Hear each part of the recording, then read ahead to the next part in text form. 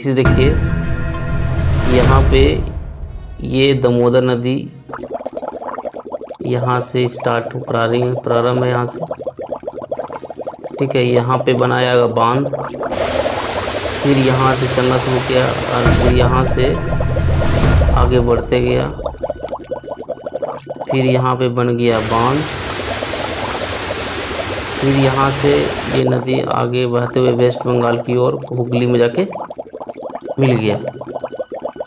तो लगातार यहाँ पे एक बांध, दो बांध बनाया, फिर यहाँ से दामोदर नदी का आगे जाके हुगली में क्या हुआ, मिल गया।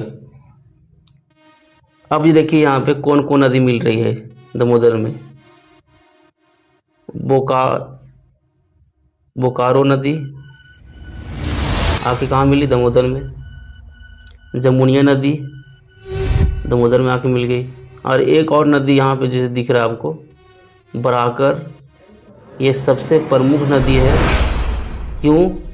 क्योंकि ये बह रही है बहुत ही लंबा दूरी तय करते हुए, ठीक है, तय करते हुए सीधे आकर के एक इनका यहाँ पे बांध बनाया गया जिसका नाम है मैथन।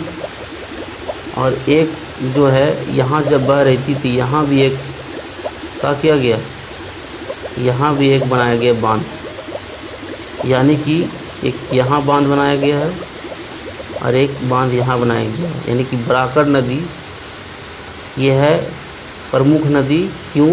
क्योंकि ये अपने आप में दो बांध बनवा लिया, एक बांध यहाँ बनवाया और एक बांध यहाँ बनवाया। और ये जब मिलेगी, कहाँ मिलेगी, मिलेगी दामोदर नदी में, तो ये प्रमुख नदी है।